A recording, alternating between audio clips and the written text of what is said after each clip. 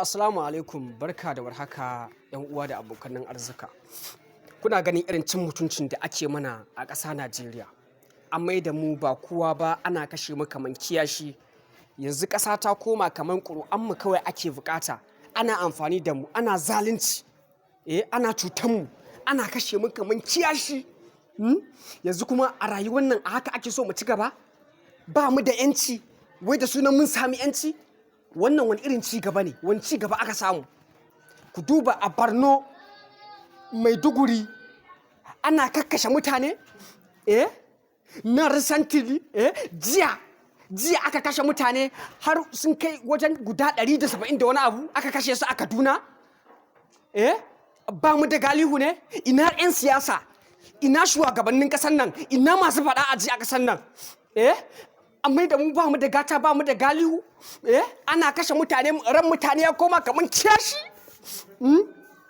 Wanda suke ba da tsaro a ce sun kasa ba mu tsaro. Wallahi tallahi ta Allah zai ba mu. Mu kanmu talakawa ma mu kanmu ma ba mu da mutunci a karan kanmu. Ana cutar mutane. A haka kuma ake so a ci gaba. Wani irin zalunci ne. Nan fa aka kama a cikin buhun wace aka kama AK-47.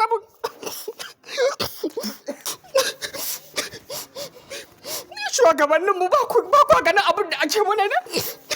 Ana cutar mu a ƙasar nan. Ƙuri'an mu ba su amfani, an fahimci kai ƙuri'an mu kawai ake so. Ana kashe mu kamar kiyashi. Ana kashe mu kamar kiyashi. Dan talaka ba shi da 'yanci. An mai da mu kawai kiyashi, kashe mu ake kawai kamar ba mutane ba. Ana zaluntar mu.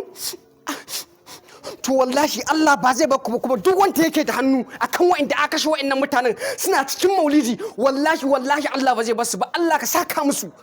Wallahi idan babu nan akwai can, idan babu nan akwai kiyama, akwai inda za a tsaya. Wallahi ana zaluntar mu, ana cutar mu, ana kashe mutane saboda ba su da galihu.